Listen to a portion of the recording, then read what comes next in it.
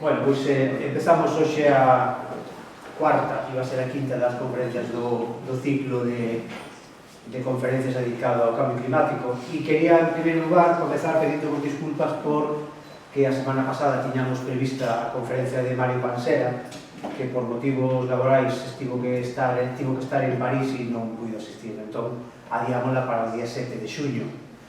Daremos onda nas redes para publicitar a conferencia e esperar tamén que sexa do vosso agrado. Bueno, pois hoxe, como vos decía, vamos coa cuarta das conferencias que nos vai a impartir Rosa Martín Tristán, que é periodista, especialista en divulgación medioambiental, e contamos tamén para presentar a nosa convidada de hoxe con Tino Lago. Tino Lago é director de medio de comunicación na Nova Peneira. E Rosa, quería agradecer que estés hoxe aquí, sabendo ademais que mañá tes que sair moi cedo porque tes unha viaxe improvisada que facer, o cal, bueno, pues agradezo que veñas desde Madrid, fagas o esforzo e sobre todo por a resposta tan positiva que me deche cando che propuxen vir a este ciclo de conferencias, ¿no? Así que moitas gracias por asistir a este ciclo. E a ti, Tino, pois, como sempre, tamén gracias por a túa disponibilidade e por o teu tempo para presentar os anos. Sin máis, deixemos con menos nos. Moitas gracias. Hola.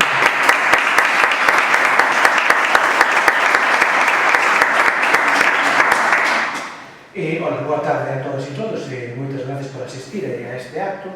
Moitas gracias ás persoas do Instituto de Estudos Miñoranos por convidarme a presentar a unha compañera de profesión, a Rosa. Rosa é xornalista, eu caro na vida tamén co xornalismo.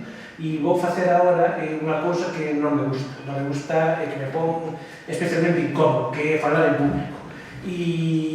Pero vou non facer porque me pediron os amigos e amigas do Instituto de Estudos Miñoranos, e por dous motivos. Primeiro, porque eu creo nunha sociedade colaborativa onde todos nos axudemos a todos. Entendo que é a maneira máis adecuada de construir unha sociedade decente, e os amigos do Instituto de Estudos Miñoranos son un paradigma superlativo no que se refire a colaborar cando pides colaboración. Por outra parte, eu creo tamén na imparable forza da sociedade civil organizada, e os amigos do Instituto de Estudos Miñoranos son un exemplo sobresaínte no que se refire á organización da sociedade civil. Entendo que organizar a sociedade civil é a única maneira para combatir con éxito, con posibilidades de éxito, os abusos e as injusticias.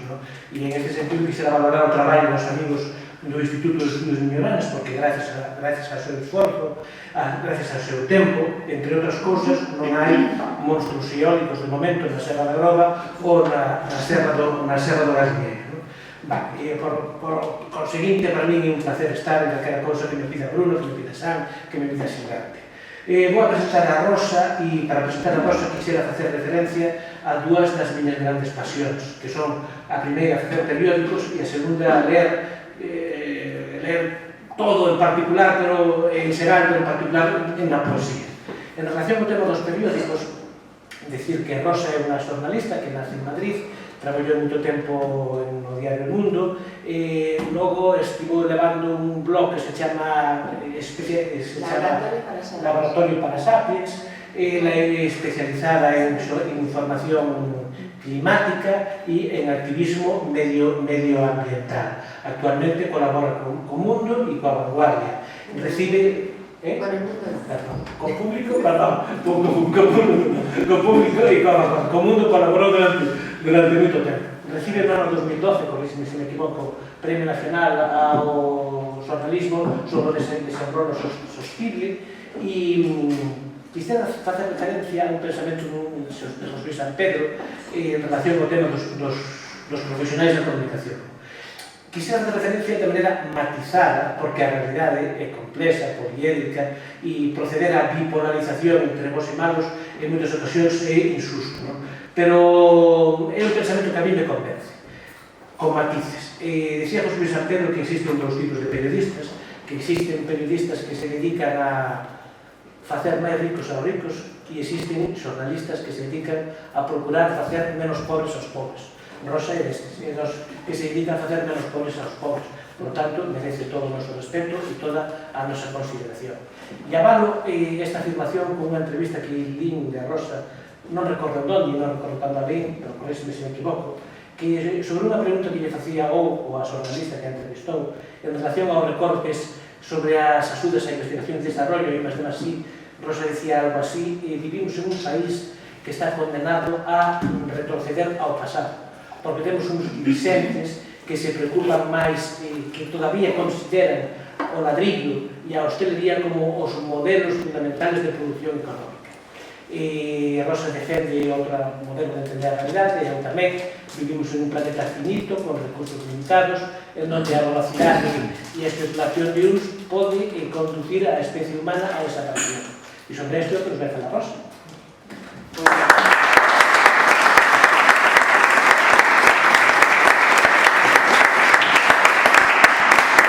Muchísimas gracias por esta presentación, desde luego por la invitación del Instituto de Estudios Muñoranos de estar aquí, estoy encantada de estar aquí. Muchísimas gracias además a todos y todas las que habéis venido para escucharme, que bueno, pues no solo hablar en público, sino que suelen ser las personas a las que yo entrevisto, ¿no? las que hablan y luego yo lo publico, pero bueno, estoy encantadísima de estar aquí.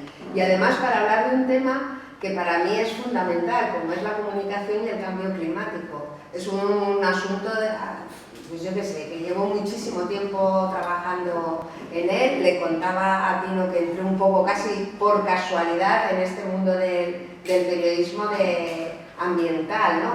Previo paso por el periodismo de la ciencia. Y es verdad lo que decía, que durante muchísimos años trabajé en el diario El Mundo hasta en el 2012, la crisis de los medios tras el 2010 fue terrible, hubo unos seres tremendos en todos los grandes medios de comunicación y bueno, pues ahí unos cuantos salimos, pero yo como soy muy cabezota, pues seguí en el asunto, ¿no? Y sí que es verdad que estando allí, al principio me dediqué más a temas de tipo social, generales, a tratar el tema de la migración, a tratar el tema de la violencia de género, cuando todavía en este país se hablaba muy poquito de ello, ¿no? Estoy hablando de finales de mediados de los 90, hace muchísimo tiempo, ¿no? Pero de repente un día, y bueno, como me había preguntado antes, pues me apetecía a lo mejor empezar por ahí, estando yo de vacaciones, me llamaron del periódico y me dijeron, oye, que la sección donde tú estás trabajando desaparece. Y yo, ¿pero qué me estás diciendo? La sección de sociedad, Pedro J., que era el director entonces del diario El Mundo, ha decidido que ya no quiere saber nada de la sección de sociedad, que eso tiene que ir en todas las secciones, distribuido, pero hay una parte de la información que se nos queda colgada, que no sabemos dónde meter, que es la información de ciencia y de medio ambiente. Entonces vamos a crear una sección diaria sobre estos temas y igual te apetece participar de ello. Y bueno, la verdad es que para mí fue al principio diciendo, ostras, ¿dónde me voy a meter? Porque es un tema complejo. Mi formación era científica, era de periodista y bueno, tienes las nociones que tienes. Afortunadamente me encontré con gente que sabe muchísimo y para mí eso ha sido siempre como mi guía, ¿no? Cuando ir buscando siempre la gente que más sabe de cada tema para aprender de ellos e intentar transmitirlo a la sociedad de la forma más sencilla posible, por muy complejo que sea el tema, ya sea hablar de un agujero negro en el espacio o de cómo funciona, ¿no?, la minería en las profundidades de los océanos, que es lo que se quiere hacer. Entonces, bueno, fue un poco por casualidad, porque yo no lo busqué, en ese sentido te decía antes lo de la casualidad, porque yo no busqué dedicarme a esto, pero a medida que lo conocí encontré ahí pues mi vocación real, ¿no?, que era el poder transmitir lo que miles de personas están investigando a lo largo y ancho de este planeta, pues para conocer mejor no solamente nuestra especie, que también en nuestro pasado como especie, sino también en el planeta que habitamos, que es tan pequeñito en el inmenso cosmos, ¿no? Y entonces, bueno, cuando me empecé a pensar, digo, bueno, a ver por dónde empiezo yo a contarles el tema de la comunicación y el cambio climático, ¿no? Pues lo primero que me vinieron a la cabeza fueron como unas fechas claves a partir de las cuales este asunto empezó a figurar de alguna forma en los medios de comunicación, primero de forma muy minoritaria, ¿no?, y luego se fue ampliando.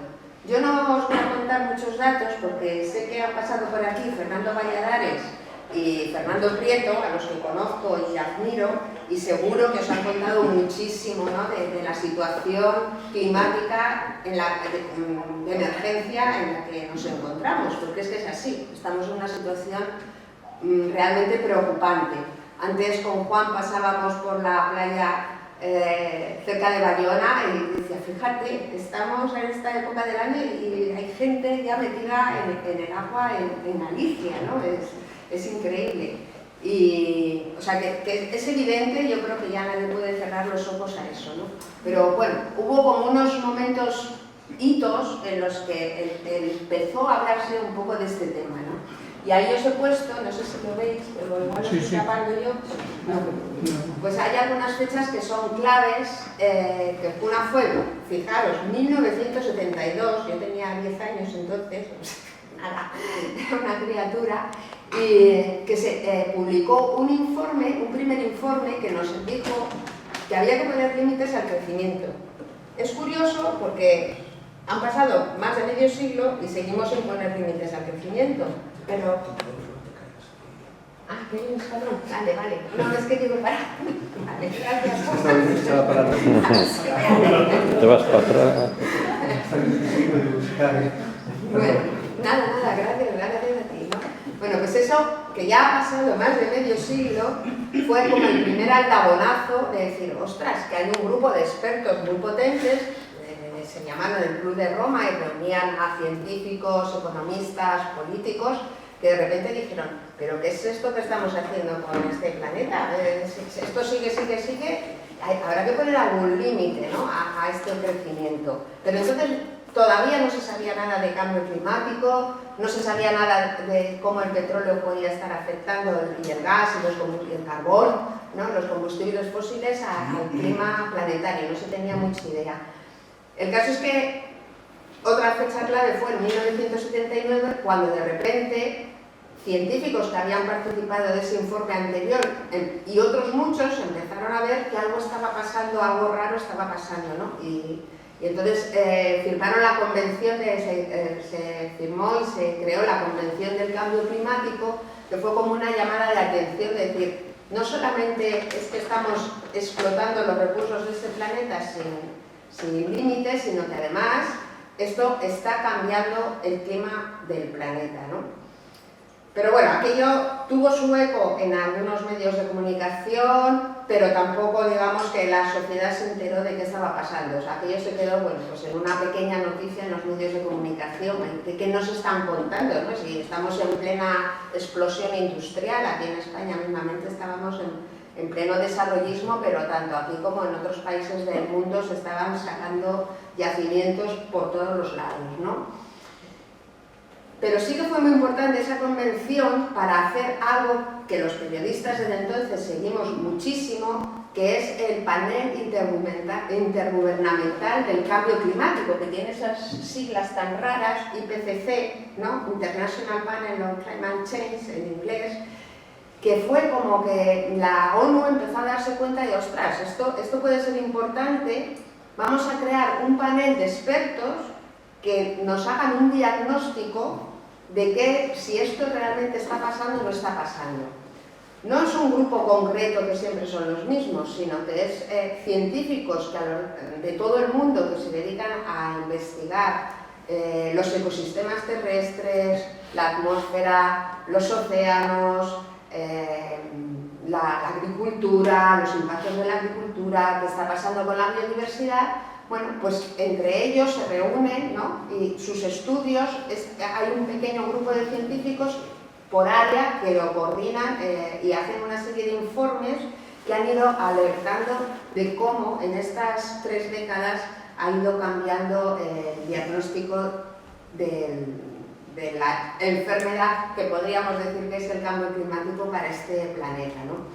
He puesto ahí el 6º informe porque a estas alturas ya llevamos 6 informes que ha hecho el IPCC A mí a veces me da mucha pena porque durante mucho tiempo solamente se hablaba de cambio climático cuando el IPCC anunciaba que iba a hacer un informe y que iba a sacar sus conclusiones. Y de repente todo el mundo, el cambio climático, no sé qué, pero se pasaba el anuncio del informe de los expertos y ya el tema volvía a desaparecer de los medios de comunicación. Últimamente esto ya no ocurre, entre otras cosas porque la situación ahora ya es que la vemos todos, como yo decía antes, lo he visto en la playa, pero es que lo vemos en los incendios, lo vemos en las inundaciones, etcétera, ¿no? El último, he puesto aquí, que se ha hecho del IPCC, se presentó una evaluación final justo el año pasado. De momento no va a haber ningún otro, se va a dejar, porque claro, las cosas... Uno de los problemas que tiene el cambio climático es que no es como un suceso que ocurre de la noche a la mañana, sino que es un proceso muy lento, que lleva mucho tiempo y necesita un periodo de tiempo para hacer las investigaciones, ¿no? Un hito fundamental a nivel de impacto social fue una cumbre que hubo en Río de Janeiro que se llamó la Cumbre de la Tierra de Río. Eso sí que marcó realmente un hito. Se reunieron más de 170 dirigentes de todos los países del mundo, se firmó un convenio marco sobre el cambio climático. Fue realmente muy importante, ¿no? Y además fue muy importante porque no solo reunió por primera vez a los políticos con empresas para hablar de este tema, sino que también hubo una gran movilización social, organizaciones de tipo ecologista, ambiental, activistas de todo el mundo, de Asia, de África, de Oceanía, de todos los continentes, se reunieron en Río durante unos días para hablar de este tema. Yo no fui a esa cumbre, todavía no estaba en este tipo de información, pero bueno, sí que digamos que lo seguí de cerca porque ya de repente dije, ostras, esto es un tema realmente interesante, ¿no? De ahí pasamos a la primera cumbre del clima, que habréis oído hablar de que cada año se hace una cumbre del clima, que vamos por la 29, o sea, aquel año fue la primera, ahora ya vamos por la 29, sí, ya vamos por la 29, ¿no? Y la única en la que realmente hasta ahora se han tomado decisiones muy, muy importantes y sigue siendo un referente cuando se habla del tema del cambio climático fue la del 2015. O sea, desde el 95 hasta el 2015, pues íbamos a las cumbres del clima, yo fui a unas cuantas y realmente no pasaba nada. Tanto es así que en el 2009, la que se celebró en Copenhague, porque se van cambiando de sitio, cada año se hacen en un sitio. En el 2009 hubo una gran movilización de activistas ambientales, todavía Greta Thunberg no estaba por ahí, pero había muchísima gente movilizándose, hartos ya de que no pasaba absolutamente nada cuando se veía que realmente estaban ocurriendo cosas muy graves a nivel climático, ¿no? por el uso de combustibles fósiles, pues hubo una movilización, entraron en la sala donde estaban todos los presidentes reunidos cenando, hubo detenidos, entre ellos un español, que luego entonces era director de Greenpeace España, Juancho López Uralde, luego creó un partido político dedicado precisamente para intentar implantar estas políticas ambientales. Y aquello fue una de las grandes noticias, ¿no? en su momento, ¿no? Que por primera vez en una cumbre del clima la gente se empezaba a cansar de esperar que se tomaran medidas que todavía tardarían en llegar hasta el 2015, que por fin los países se pusieron de acuerdo en tomar una serie de medidas para controlar el cambio climático y se dijo: hay que reducir las emisiones contaminantes, está claro que el petróleo y el gas tienen que ver con esto, y hay que marcar un límite, y el límite es que ya la ciencia nos ha dicho que no podemos superar de ninguna manera los 1,5 grados más de temperatura respecto a la media que teníamos en el año 1990, porque como lo superemos es que no sabemos exactamente qué es lo que va a pasar. O sea, ahora mismo la ciencia no es capaz de decir exactamente con qué escenario nos vamos a encontrar todos los seres humanos, pero todos los seres que viven en esta tierra, que no somos los únicos, si superamos ese límite del 1,5 grados que se acordó como tope en ese acuerdo de París, ¿no? Y bueno, luego quería, ya la última fecha que he puesto es la de este año, que es la cumbre 29, porque desde el 2015 pues han pasado muchas cosas. En el 2015 se dieron unas circunstancias geopolíticas que realmente hicieron posible que se llegara a ese acuerdo. Entre otras cosas estaba Obama en el gobierno de Estados Unidos, luego llegó Trump y se salió de este acuerdo, dijo que él pasaba, que no quería saber nada de este acuerdo y se salió. Ahora Biden ha vuelto, pero bueno, ahora la situación geopolítica es bastante distinta y prueba de ello lo tuvimos en la última cumbre, que bueno, se me olvidó decir que hubo una cumbre que se celebró aquí en España, la única que se ha celebrado en España, que fue en el 2019, justo antes de que nos encerraran con el COVID y todo esto, ¿no? Porque en realidad esa cumbre se iba a celebrar en Chile, pero debido a las protestas y la inseguridad que había para celebrar un evento de estas características en aquel momento, protestas sociales, ¿no?, contra el gobierno de Piñera en aquel momento, Chile vio que no podía celebrar aquello y España se ofreció para ser la sede y hemos tenido también en España una cumbre del clima, ¿no?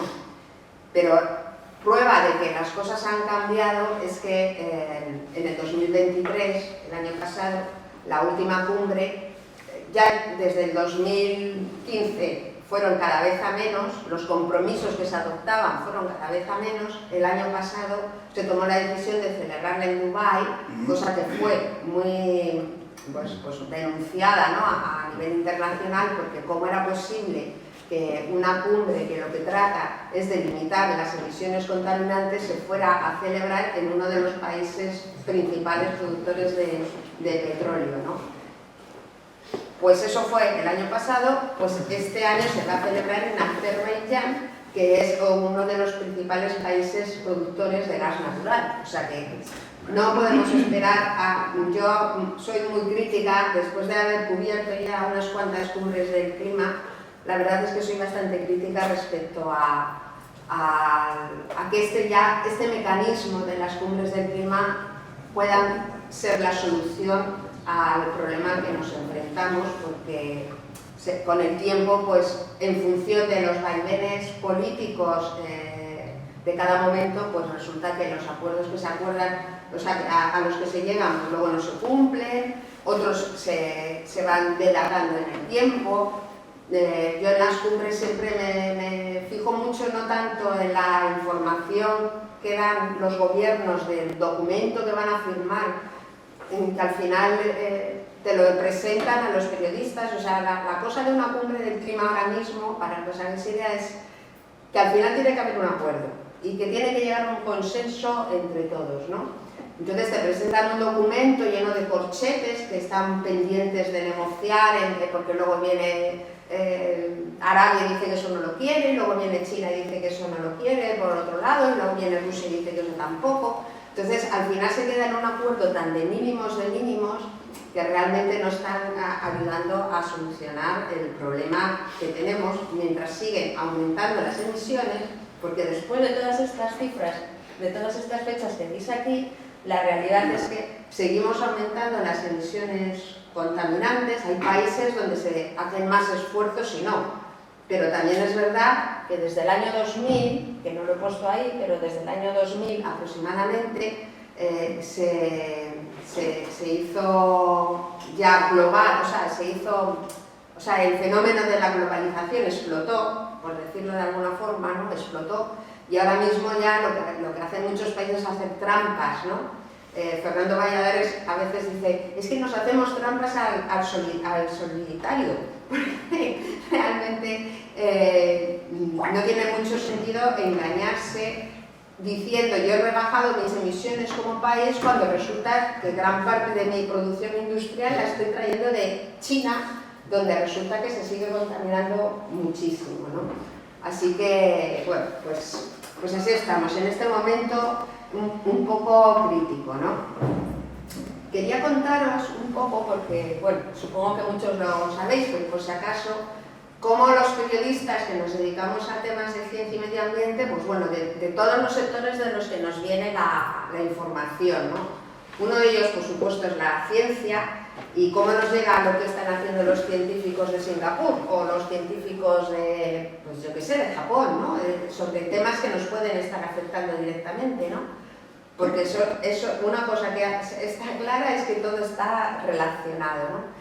Pues nos enteramos a través de un sistema que montaron las revistas científicas internacionales, todos los científicos, para que su investigación sea avalada, la tienen que presentar a una revista. Esa revista escoge a varios científicos que son de su misma especialidad para que examinen los resultados a los que ha llegado ese trabajo. Si consideran que los resultados a los que ha llegado son correctos, que no hay ninguna trampa, porque claro, uno puede decir yo he descubierto no sé qué, pero cuando analizas cómo has conseguido esos datos, pues a ver algún chanchullo, ¿no? De hecho rechazan artículos científicos.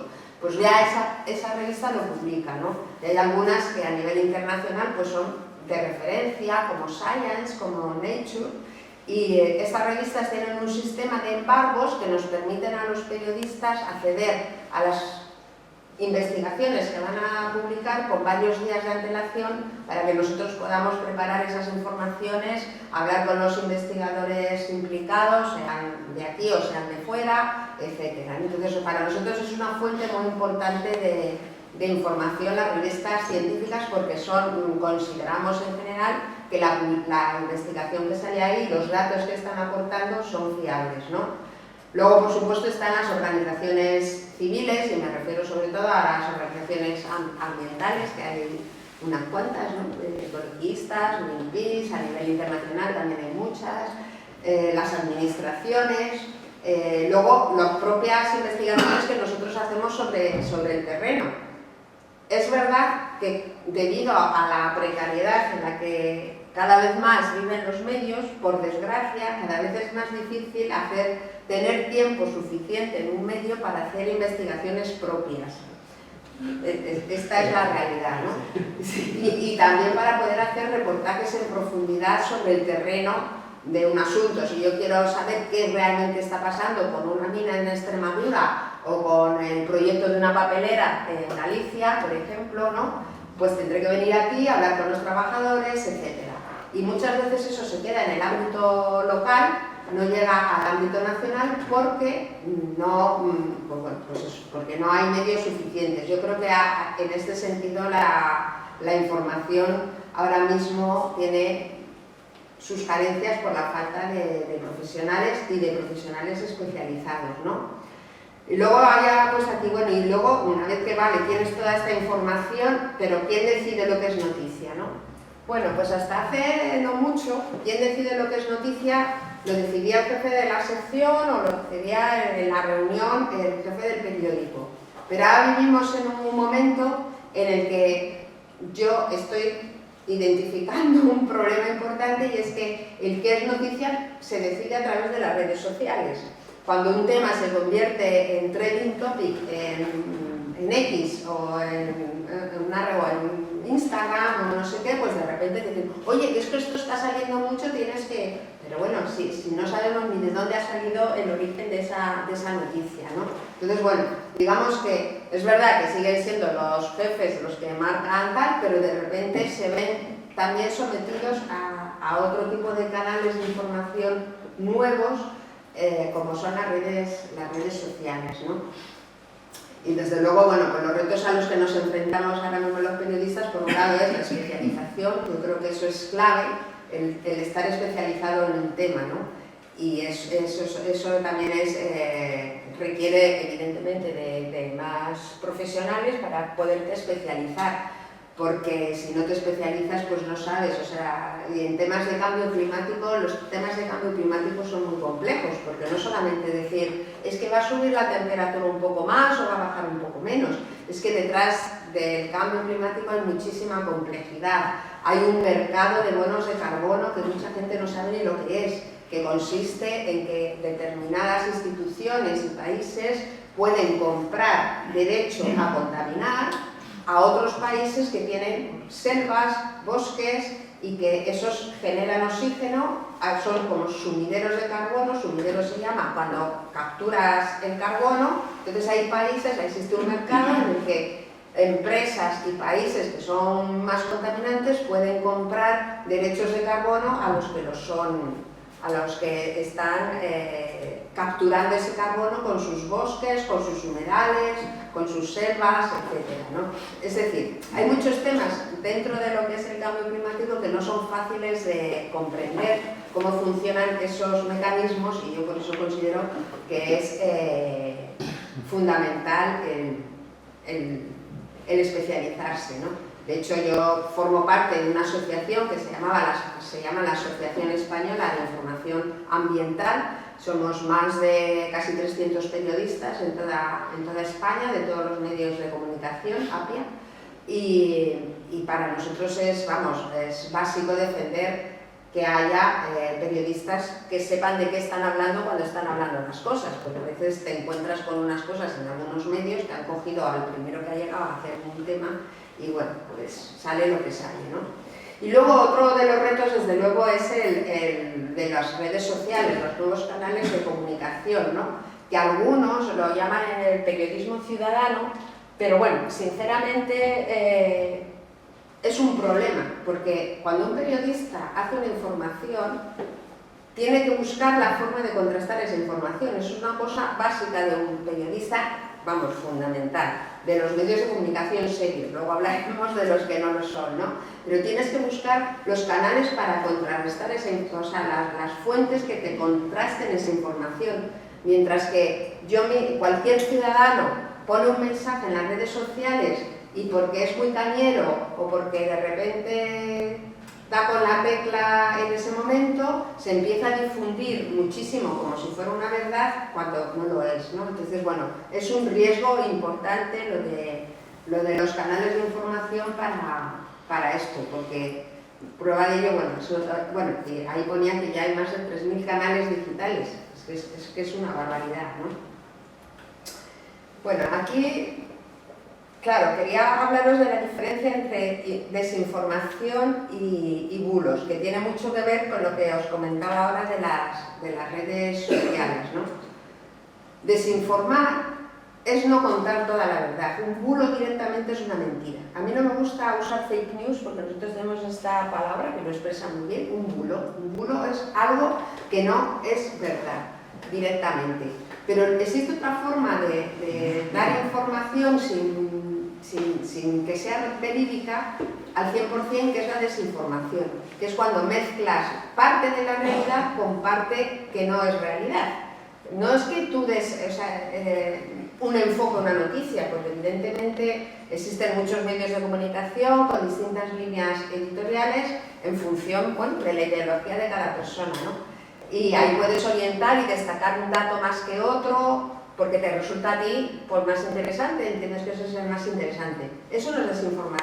Desinformar es cuando directamente estás mezclando cosas que son verdad con cosas que no lo son, pero las cuelas por ahí y bueno, sí, y ahí se quedan, ¿no? Y al hilo de esto, recientemente ha salido un informe de esta consultora Digital News Reports, en el que se confirma que la información falsa se extiende hasta 6 veces más rápidamente que la que es real. Entonces, ¿cómo es posible? O sea, tú lees una mentira y se extiende 6 veces más de lo que es real. Pero es que además, pues es así. Y luego además es que cuesta muchísimo más tiempo el convencer a la gente de que eso no es verdad. O sea, yo lo he notado hasta con la gente más cercana. O sea, de repente te dicen, no, es que oí en una radio a uno, en una tertulia, que decía que, pues yo qué sé, que eso del cambio climático, que se está exagerando, que cuando él era pequeño también hacía mucho frío y en verano mucho calor, ¿no?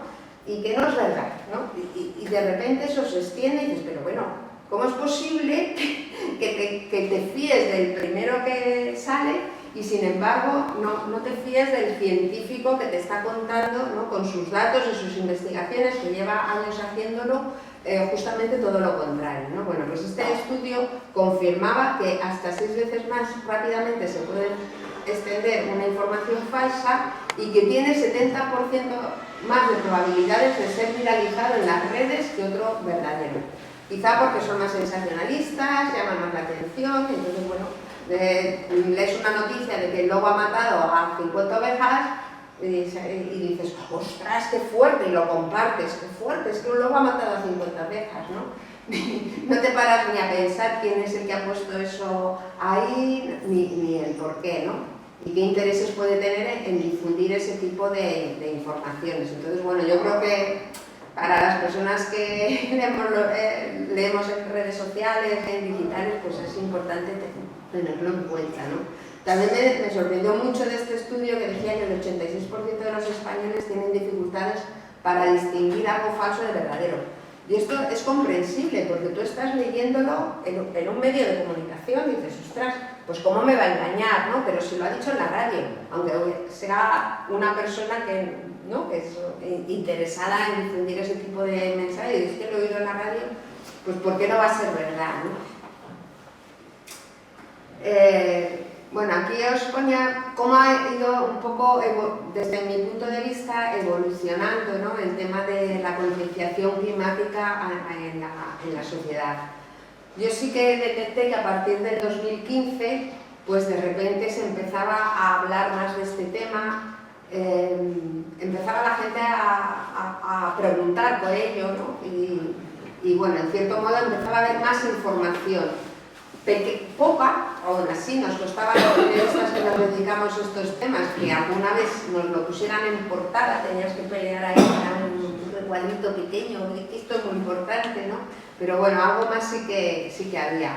Sin embargo, en los últimos años lo que ha habido es justamente todo lo contrario. Hay un aumento del negacionismo climático que es realmente preocupante y también del tercermundismo.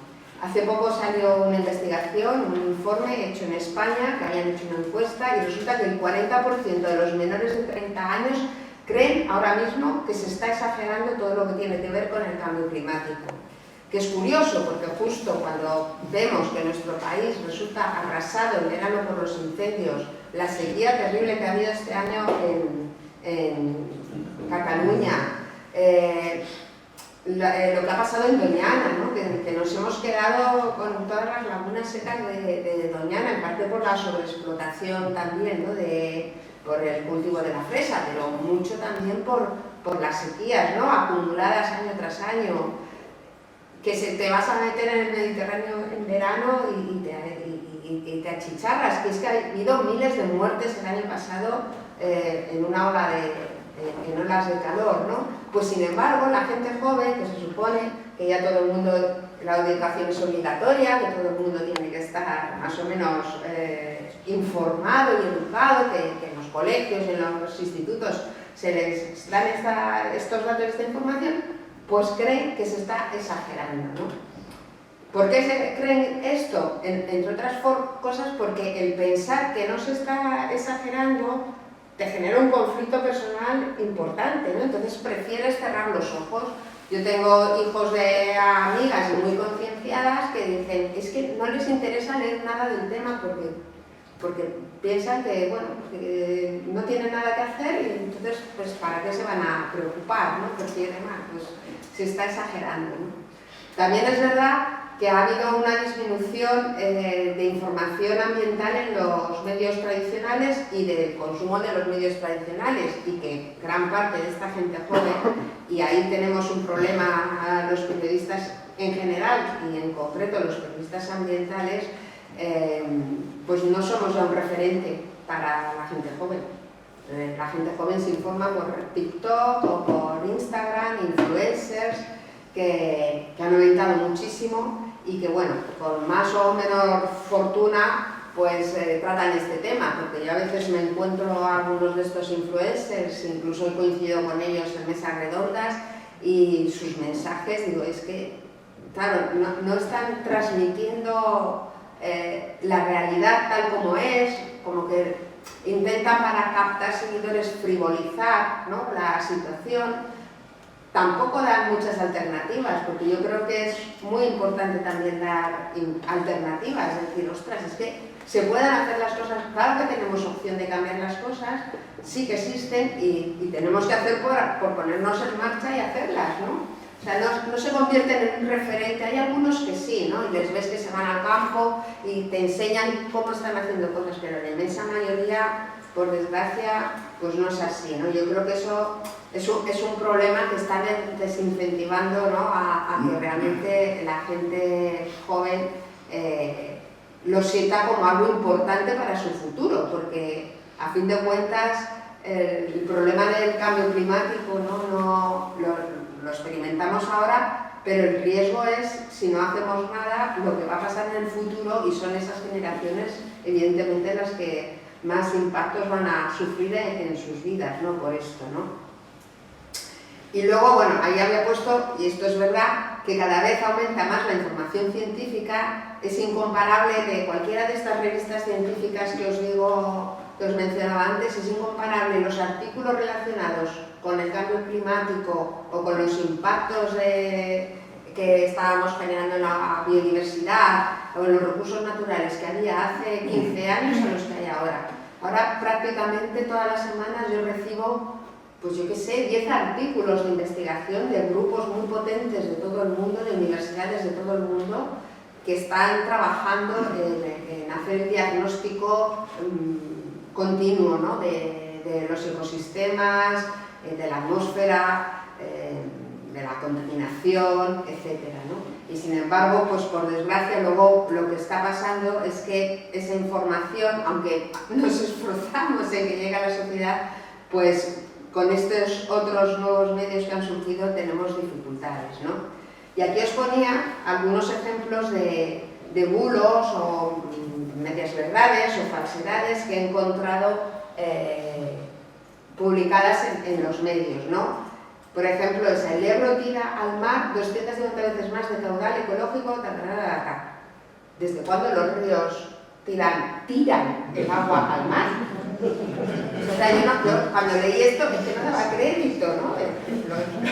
Los ríos desembocan, a mí me lo enseñaron en primaria, que los ríos desembocan en los mares, ¿no? Y gracias a que desembocan los ríos en los mares llegan un montón de sedimentos que van arrastrando, y gracias a eso tenemos playas con arena, como las tenéis aquí tan bonitas, ¿no? en Galicia. Pero, sin embargo, este medio de comunicación, el ABC, pues titulaba así: el Ebro tira 250 veces más al mar, porque los ríos no tienen que tirar agua, lo tenemos todo que aprovechar para, ¿no?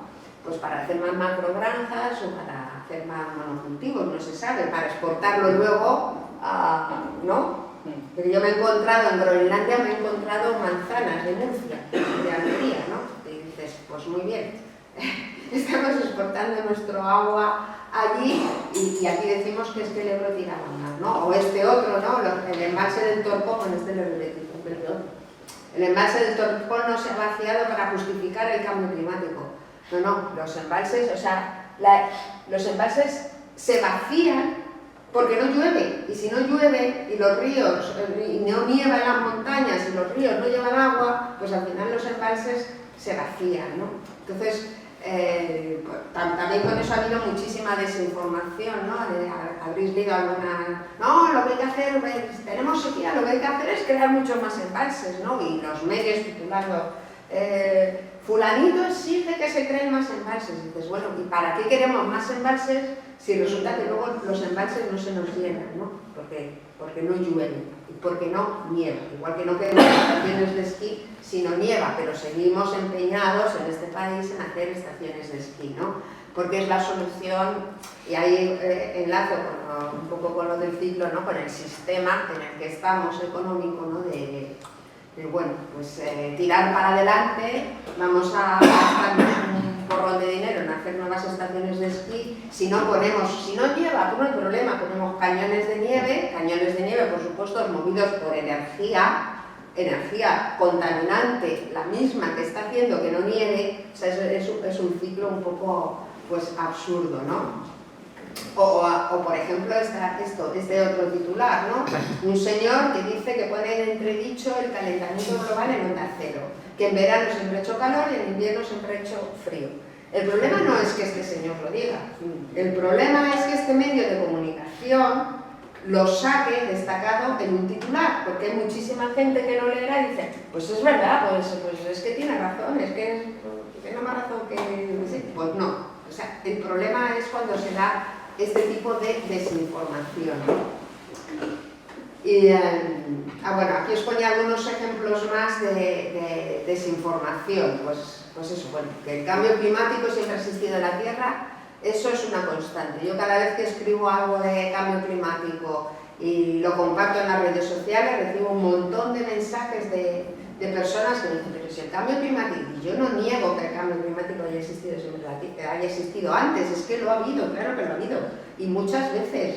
Y por eso estamos no en la quinta extinción, sino en la sexta extinción, y a lo mejor si no lo hubiera habido, pues en vez de humanos aquí seguiría habiendo dinosaurios, o seríamos reptilianos, pues no lo sé, ¿no? Pero lo que sí, porque lo que causó el meteorito que acabó con los dinosaurios no fue el propio meteorito, sino el cambio climático que se generó después, ¿no? Bueno, pues esa es la típica desinformación que sale siempre, y digo desinformación porque es media verdad, ha existido siempre, pero lo que no ha existido nunca es un cambio climático que se ha generado en menos de un siglo, sobre todo concentrado en los últimos 40, 50 años y generado por una especie que habitaba en ese planeta, que es en este caso la nuestra. Y aunque ha habido pequeños cambios climáticos en el pasado, las poblaciones humanas eran tan insignificantes que no afectaba, porque si de repente hacía mucho calor en un sitio, pues nos íbamos a otro. Cuando empezó a hacer mucho calor en África con el cambio climático, ¿no? Pues los primeros homo que allí vivían, humanos que allí vivían, que no eran nuestra especie, pero pues se buscaron la vida y salieron de allí hacia el norte y migraron hacia otras zonas. Es decir, que no es comparable ni en el tiempo geológico, ni en la causa, ni siquiera en los impactos que pueda tener sobre los 8.000 millones de personas que ahora mismo vivimos en este planeta. Y ese es otro bulo muy bueno, bulo no, media verdad. Otro bulo, media verdad, es que no es posible reducir el consumo de los recursos sin generar crisis sociales profundas. Bueno, es que crisis sociales profundas tenemos ya y muy importantes. No podemos nosotros quejarnos porque afortunadamente vivimos en la parte noble de este planeta, que es el hemisferio norte, pero crisis sociales profundas están existiendo ahora mismo en muchísimos países del hemisferio sur. Y de hecho, si nosotros no la tenemos, es a costa de ellos. Hoy mismo publicaba en Público un artículo sobre las minas de cobalto que hay en la República Democrática del Congo a raíz de una investigación que ha hecho un americano, y es terrible los testimonios que recoge de en qué condiciones se está trabajando en esas minas con nombres y apellidos, porque a veces nos olvidamos que detrás de las cifras de las cosas hay personas con nombres y apellidos, niñas embarazadas, niñas violadas, accidentes truculentos. Nosotros no queremos aquí tener minas, no nos gusta tener minas, ¿no? Nos gusta tener el móvil en la mano, eso sí, ¿no? Que luego para hacer este móvil se necesite cobalto o níquel, que viene de esas minas inmundas del sur global, pues realmente como que no lo tenemos en la cabeza cuando de repente oímos en televisión que ha salido un nuevo móvil y que ya nuestras fotos van a ser de 37 gigas cada una en vez de 27, y ya pues este le tiramos y vamos a comprar otro o un ordenador, o bueno, o ahora que estamos en pleno proceso de electrificar toda la economía, pues todas las baterías que vamos a necesitar para acumular esa energía en nuestros coches, en nuestras casas, en nuestras empresas, ¿no? Entonces, bueno, sí que es posible reducir el consumo sin generar crisis sociales, porque esas crisis sociales ya existen, de hecho, precisamente por el excesivo consumo que tenemos, ¿no? Y para mí es un tema que no puedo desligar del cambio climático, porque hay gente que dice, pues parece que hablar del cambio climático es solo hablar hablar de cuando sube, pues que si ha subido un grado más la temperatura del mar, que si ha subido un grado menos, que pues no solamente eso, que si hemos tenido 27 horas de calor este verano o solo 3, no, es que cuando hablas de cambio climático y cuando hablas de subida de las temperaturas, debería ser obligatorio cada vez, o para mí, así lo creo, hablar de que eso está íntimamente relacionado con una forma de vida y un consumo que sí que nosotros teníamos, ¿no? Y yo por lo menos lo intento hacer así, ¿no? Bueno, otra de las cosas que hemos visto recientemente es que las medidas contra el cambio climático dañan la agricultura, que la culpa de la crisis de la agricultura resulta que es la Agenda 2030, ¿no? No sé la cantidad de noticias que habremos visto en estos meses de atrás sobre este tema, ¿no? Yo me encontré con algunas de las, fui para hacer la cobertura, algunas de estas tractoradas que hubo en Madrid frente al Ministerio de Agricultura, y algunos de los que llevaban los carteles ahí que ponían no a la Agenda 2030, yo les decía, pero pues ¿me puede usted explicar el por qué está contra la Agenda 2030? Y era muy gracioso, porque me decían, porque nos perjudica mucho. Ya, sí, pero dígame en qué les perjudica a ustedes. No, porque nos ponen muchas trabas, porque nos ponen muchas dificultades, porque nosotros estamos fatal en el campo, no sé qué, no sé cuántas, ¿no? Digo, pero usted sabe en qué consiste la agenda. La gente no tenía ni idea de lo que es la Agenda 2030, ¿no? Lo triste es que vi un montón de información sobre este asunto en el que salía esta gente informando de que la Agenda 2030 era un desastre y la bola se iba haciendo más grande, pero pocas veces vi a alguien saliendo explicando exactamente lo que es la Agenda 2030, que en el fondo lo que busca la Agenda 2030 de Naciones Unidas es cumplir unos objetivos de desarrollo sostenibles para todos. Eso es lo que busca y acabar, disminuir la pobreza, que todo el mundo tenga acceso a una vida digna, aumentar la educación de los niños y las niñas en todos los países del mundo. No pone en ninguno de los capítulos vamos a ir contra los agricultores para fastidiarles. Pues no, sino más bien todo lo contrario, ¿no? Y es como que dices, si lo piensas, están siendo manipulados a su vez, ¿no? Por quienes les interesa culpar a la Agenda 2030, cuando detrás realmente de la crisis de la agricultura lo que hay son grandes empresas, una agricultura industrial que está acabando con la pequeña agricultura, ¿no? Entonces, ahí está el tema, ¿no? De quedarte solamente en una parte, ¿no?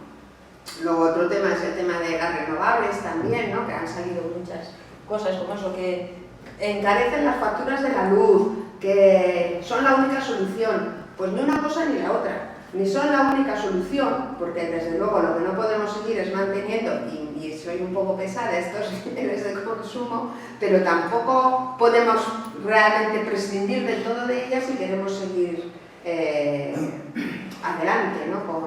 Con unos mínimos de calidad de vida, porque lo que sí que tenemos que cortar drásticamente es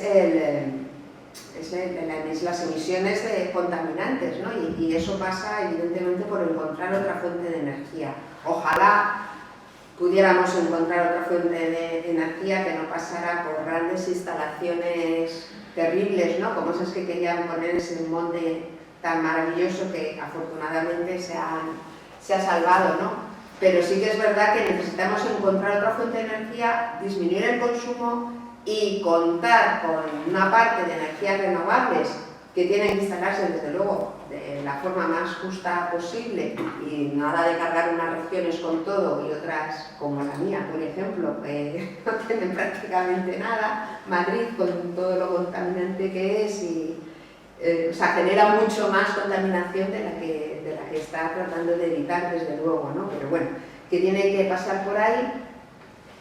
Y otra de las desinformaciones es cuando se dice, no, pero el problema será grave, pero afortunadamente tenemos la tecnología, nuevas tecnologías, nuestra especie es muy lista y ya encontrará algo, ¿no? Eso, no te preocupes que ya aparecerá algo que realmente lo solucione, ¿no? Bueno, pues parece ser que tampoco podemos confiar plenamente en la tecnología, entre otras cosas porque la tecnología se hace exclusivamente con materiales que conseguimos en este mismo planeta. Todo viene de lo mismo, ¿no? Y bueno, pues esos otros típicos ejemplos que nos encontramos los periodistas que nos dedicamos a estas cosas, que nos suelen contestar cuando hacemos nuestras historias, ¿no?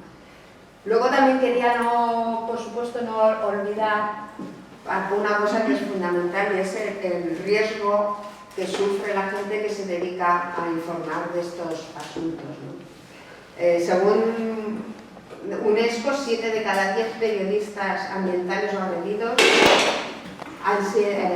son agredidos o son amenazados de alguna forma, ¿no?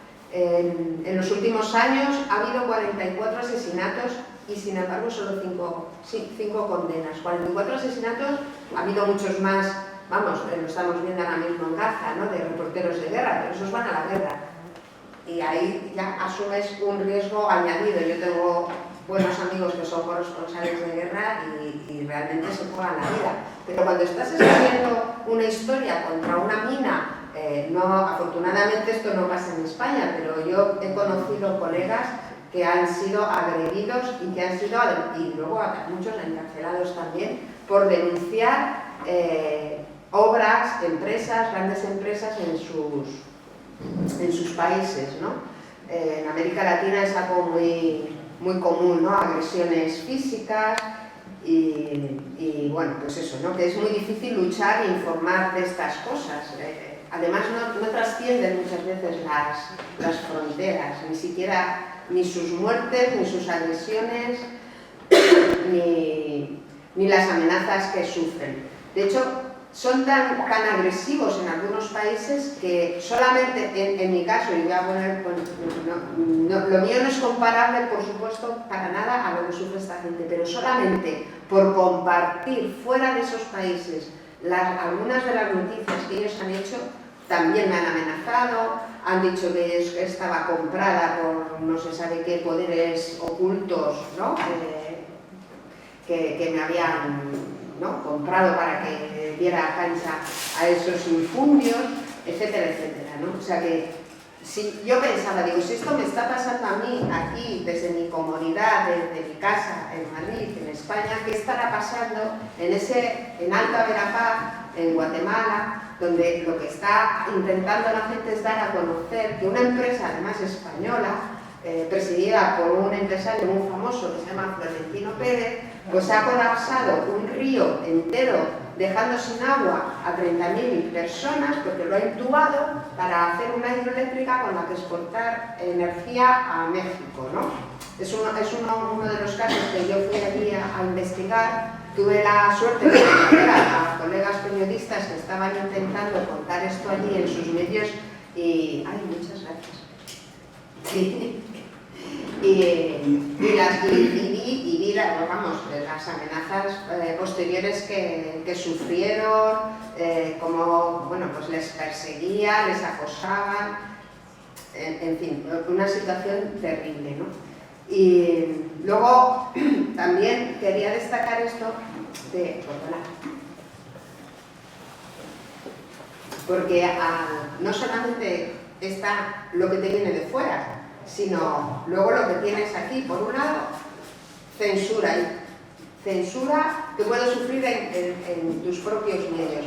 Pero si esa es peligrosa, que tú tienes una historia y la quieres publicar y te dicen, bueno, es que, pero lo tienes que reconfirmar otra vez, bueno, pero a ver si, bueno, vamos a esperar un poco, ¿no? Porque de repente, pues una de las empresas a las que estás haciendo alusión por un desastre ambiental, pues pone publicidad en el periódico, por ejemplo. Por eso es tan importante pagar por la información, que no se me olvide decirlo, ¿no? Porque nos hemos acostumbrado a recibir toda la información gratis. Entrar en internet, todo está gratis, pero es que no es gratis, porque a los periodistas vivimos, nos pagan, hay que pagar la luz, hay que pagar, en fin, pues la infraestructura para tener ese negocio en marcha. Como nos hemos acostumbrado a no pagar por la información, pues resulta que tiene que venir subvencionada por poderes públicos, como lo vemos en algunos casos, que subvencionan medios que luego, evidentemente, subvencionan a los que son de su interés y cuentan las cosas como ellos quieren, o por publicidad de las empresas que también tienen sus intereses. Entonces, evidentemente eso ya supone unas presiones para los periodistas.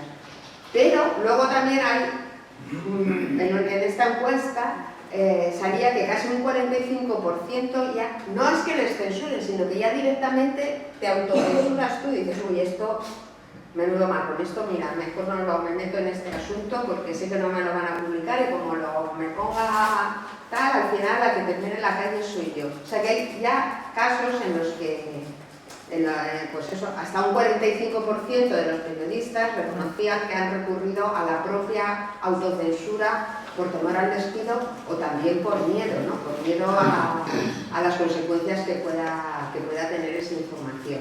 Y luego, por supuesto, las amenazas. Ahora con las redes sociales, amenazas, insultos, eso está a la orden del día. Te tienes que poner una coraza y pasar directamente, ¿no? de contestar, porque si realmente te afecta, y hay gente que le afecta realmente, le genera ya ansiedad de publicar una noticia y empieza a recibir todo tipo de improperios y sé dónde vives, etcétera, etcétera, ¿no? Realmente hay momentos en los que te sientes un poco desprotegida, ¿no? Respecto a tratar determinados asuntos, ¿no? Y bueno, el futuro del periodismo ambiental y del periodismo climático. Bueno, desde luego las perspectivas climáticas no son buenas, pero yo quiero pensar y creo realmente que podemos frenarlo. No sé hasta qué punto esto lleva ya una inercia que vamos a tener un poco más de cambio del que tenemos ya, que ya es importante, porque cuando se habla de no aumentar un 1,5 grados la temperatura, eso es a nivel global, pero eso no significa que en todos los sitios se está aumentando exactamente igual, y resulta que para nuestra desgracia vivimos en un territorio que es la península ibérica, muy cercana a África, en la que vas viendo cómo poco a poco se va desertificando y donde los impactos son mucho mayores que en el resto de Europa. Miras el resto de Europa, a los del norte de Europa incluso les va a venir bien el cambio climático porque su clima va a mejorar, pero es que el nuestro no va a mejorar. Entonces, bueno, las perspectivas climáticas parece que no son buenas. Y si no son buenas, además esto, que no se nos olvide, pues va a acarrear unas migraciones humanas, porque el ser humano siempre se ha movido en función del clima, ¿no? Y claro, pues intentar poner puertas al campo es bastante complicado, ¿no? Que la comunicación es fundamental y que, por supuesto, hay que luchar contra este tipo de bulos y la forma que hay que yo entiendo que hay que enganchar para que la gente entienda que, pues eso, ¿no? La importancia que tiene es a través de iniciativas que están en marcha, que funcionan y que son fáciles, o sea, que no es tan complicado, ¿no? Y hay muchísima gente que sí que está haciendo cosas. Lo que pasa es que son cosas perdidas, que seguro que aquí, bueno, pues vosotros aquí en este centro hacéis cosas. Antes Juan me contaba, ¿no? Iniciativas que habían tomado en la zona, pero en otro pueblecito está haciendo cosas. Son cosas que entre sí no se comparten, no se conocen y que realmente tampoco hay mucha comunicación al respecto de ello, ¿no? Nos quedamos más a veces con las cifras grandes, las gordas, y no con estas pequeñas iniciativas que son las que hay que poner en marcha, pues yo qué sé, desde bancos de tierras, agricultura ecológica. Yo disfruto mucho cuando voy a hacer un reportaje en una pequeña aldea donde surge un nuevo proyecto, como estuve hace poco en la Ribera Sacra, ¿no? Para un proyecto que se llama Guardabosques, ¿no? Para implicar a la gente en que apueste, invierta en ese tipo de, ¿no? De protección de los bosques, de atraer a gente, ¿no? que sabe, que da formaciones, etcétera, ¿no? A reconectar con la naturaleza. Pero bueno, pues a veces es verdad que las malas noticias tienen más espacio que las buenas noticias, ¿no? Y nos olvidamos de iniciativas, muchas que hay por ahí, que son importantes. Eso sí, otra cosa que a veces se nos echa en cara a los periodistas ambientales es que pues que dais muchas malas noticias. Bueno, no es que demos malas noticias, es que la realidad es la que es. no la podemos ocultar. Otra cosa es que no des pie a decir, esta es la realidad. A mí siempre me gusta dejar como, menos cuando escribo del bogato del Congo, ahí no me sale nada positivo, la verdad. Lo único que me sale positivo es dejar de comprar dispositivos electrónicos, porque no veo yo otro futuro más para eso, ¿no? Luego, otra cosa que me preocupa mucho es el riesgo de la inteligencia artificial. Y lo digo porque ya hay muchos medios, vamos, grandes medios que están utilizando en vez de periodistas la inteligencia artificial para hacer las noticias, ¿no? Y esto tiene que ver porque, por un lado, ha habido un boom de gabinetes de prensa, ahora todo el mundo quiere tener su gabinete de prensa y enviar su nota de comunicación, que en el fondo cuando uno envía una nota de prensa, lo que está enviando es su publicidad, o sea, su noticia o su... No, yo quiero que me publiques esto. No me preguntes por lo que no te he puesto aquí en el comunicado oficial, ¿no? Pero es que cuando nosotros recibíamos antes los comunicados de prensa, o se reciben todavía, pues luego ya le llamabas a otra gente para confirmar, oye, este que me cuenta esto es así, no es así, tal, ¿no? Pero es que ahora muchos medios, gracias a la inteligencia artificial generativa, son capaces de cogerte una nota de prensa de este tipo y redactarla ya como si fuera un periodista y publicarla sin necesidad de que haya ningún tipo de intervención humana, ¿no? Y esto va a ir a más. Entonces es importante, tendremos que llegar a un consenso para que ahora mismo no está ocurriendo.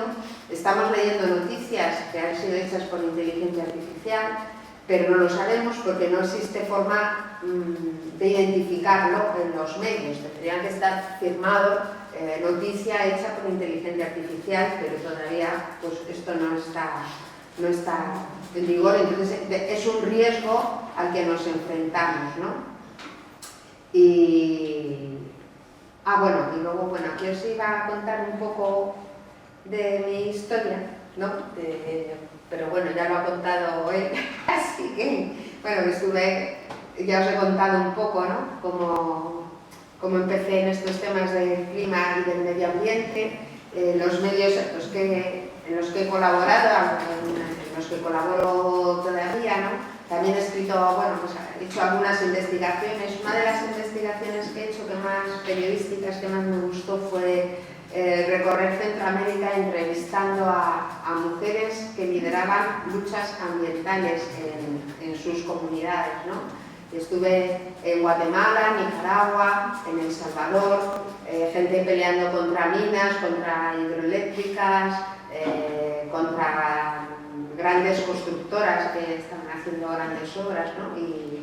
Y los problemas a los que se enfrentaban no solamente contra los poderes, que también, la mayoría fueron denunciadas, como muchas de ellas han pasado por la cárcel, sino también dentro de sus propios movimientos de protesta, porque el machismo en esas zonas del mundo es terrible y como además tenían que pelear ahí para mantener sus posturas, ¿no? Pero bueno, ese tipo de investigaciones que he hecho, ¿no? Algunas.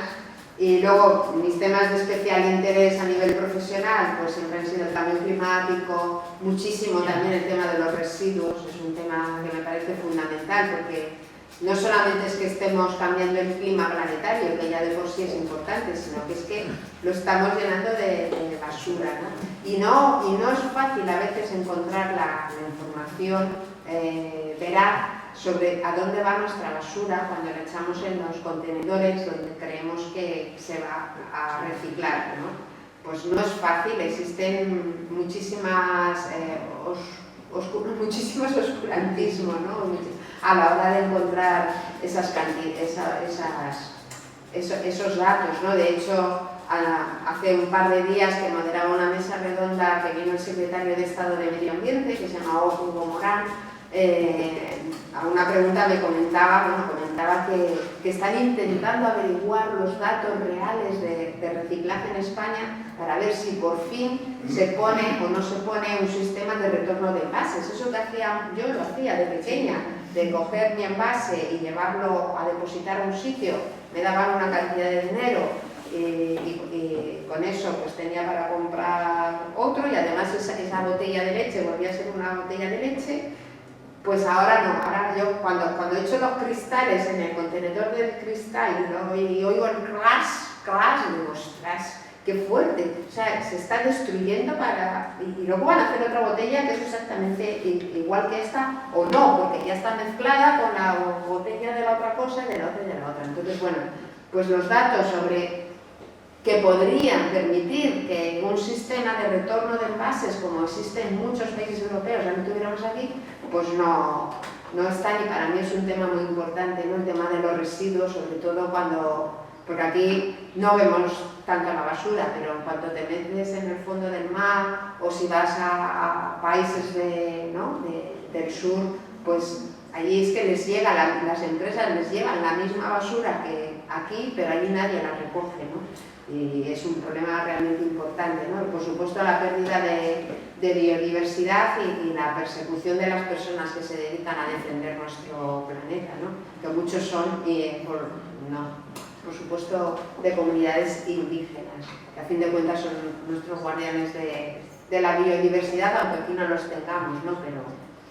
Y luego, bueno, pues eso había, sale por cosillas, ¿no? Algunas fotos de sitios donde he ido a hablar precisamente, bueno, a informar de estos temas. Esto es uno de los países más pobres de la Tierra, es Haití. A los problemas políticos y económicos suman un terrible problema ambiental, porque es un país que se deforestó prácticamente en su totalidad. La gente, como no tiene con qué hacer la comida, pues sigue haciendo carbón vegetal todavía. Ahora, cuando yo estuve, pues los dominicanos protestaban porque como ya no les quedan bosques en Haití, están cruzando la frontera a República Dominicana para conseguir madera con la que poder seguir haciendo carbón, que a su vez contamina muchísimo y bueno, pues tienen unos problemas tremendos. Por eso, porque con el cambio climático cada vez les llegan más huracanes y de mayor intensidad. Encima están en una zona sísmica, que es lo que les falta, ¿no? En el 2010 murieron casi 300.000 personas en un terremoto en Haití. Todavía cuando yo estuve hace 6 o 7 años, hay gente viviendo en tiendas de campaña desde entonces, porque no han podido ni siquiera volver a vivir como vivían antes, ¿no? Es un país clarísimo, ¿no? de impacto del cambio climático. Luego esto es en la Antártida, en la isla de Decepción, que estuve en el 2020 con la campaña. España tiene un comité polar y tiene 2 bases en la Antártida, y me invitaron me invitaron a hacer la cobertura. Prácticamente toda la ciencia que se hace en la Antártida tiene que ver de una u otra forma con el cambio climático, porque en esta zona de la Antártida, donde están las bases españolas, es la península antártica, y es la zona una de las zonas con más deshielo no sé cómo hacerlo directamente, ¿no? Y bueno, pues es uno de los focos de investigación del cambio climático, porque es muy importante, porque nos parece que está lejísimo, que está allá a 12.000 kilómetros de distancia, pero es que los cambios que se generan en las corrientes oceánicas pues nos llegan hasta aquí, ¿no? Entonces claro que nos llegan, igual que lo que hacemos aquí también llega hasta allí, porque se han detectado microplásticos hasta en los pingüinos. O sea, un famoso científico español que falleció el año pasado, Andrés Barbosa, que quería recordarle porque era además gran amigo, pues descubrió que en el interior de los pingüinos ya había microplásticos, cuando se supone que allí absolutamente ninguna basura puede llegar, que las lavadoras, como nuestras fibras, nuestras ropas, sueltan millones y millones de microfibras. Allí las recogían en un depósito. Tienen unos filtros especiales que yo pensé cuando lo vi y dije, ¿por qué narices esto no lo tenemos en todas nuestras lavadoras, ¿no? ¿Cuántos problemas de microplásticos nos evitaríamos si no tendríamos microplásticos en la sangre como los tenemos, o o la leche materna, que ha salido recientemente, que hay también microplásticos en las arterias, etc. Bueno, pues este tipo de investigaciones se hacen allá en la Antártida. Estuve un mes y pico allí con los científicos y además fue un sitio donde ves el cambio climático. Coincidí, iba hacia allí, cuando iba hacia allí iba pues con un forro polar, iba en el Hespérides, que es el buque oceanográfico, y yo decía, pero si a mí me habían dicho que esto de cruzar el estrecho del Drake era duro, las tormentas, las tempestades, lo llamaban el canal de la muerte, donde está lleno de barcos naufragados en el pasado, y yo iba casi en mangas de camisa, ¿no? Y coincidió que fue un récord de temperaturas. Alcanzaron en la Antártida un día 18 grados, una pasada. Yo iba de camino, fue el día antes a que yo llegara, ¿no? Y bueno, pues esta es la situación, o sea que al final lo que haces en un sitio, por supuesto que repercute en todos, ¿no? Esto también es en el otro punto, en el Ártico, en Groenlandia, ¿no? Con un iceberg. Ahí estuve en una zona caminando por encima de un glaciar que hace ya 4 años un explorador polar que conozco, que igual os suena el nombre, Ramón Larramendi, me envió una foto donde yo, la roca donde yo había estado pisando ya era una isla. Había retrocedido tanto el glaciar en 6 o 7 años que ya era una isla, y él navegaba por detrás con la Zodiac con su barca, ¿no? O sea, son sitios donde vas y donde lo ves, ¿no? Y esto es un incendio en Vietnam que nos encontramos y que lo habían hecho de la selva, y lo estaban desbrozando todo. Perdonad que se vean tan mal,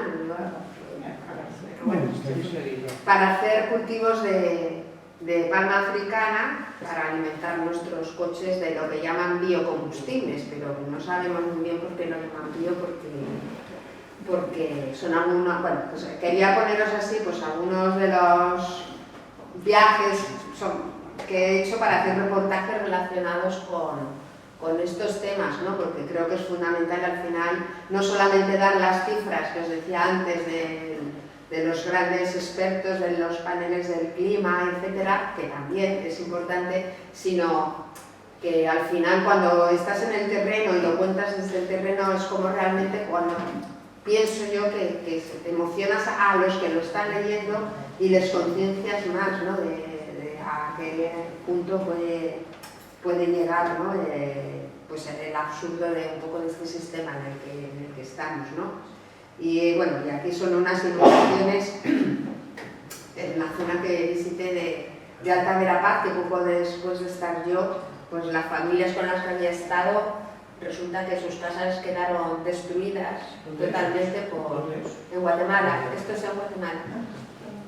Sí, esto es en Guatemala. Sí.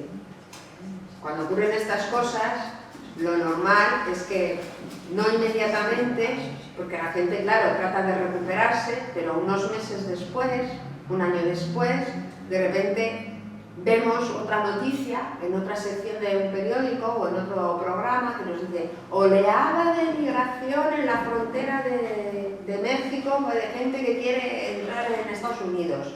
Hay no sé cuántos salvadoreños, no sé cuántos guatemaltecos, no sé qué. Bueno, esa gente vivía en estos sitios, ¿no? Y de repente intentaron a ver si podían recuperar, y cuando ven que ya no tienen posibilidad, pues es cuando deciden arriesgarse a ir a otro sitio, ¿no? Pues, como no suelen ser inmediato, a veces cuesta el relacionar unas noticias con otras, pero bueno, es importante tenerlo presente, que nada pasa porque sí. Y nada, y espero que me hagáis preguntas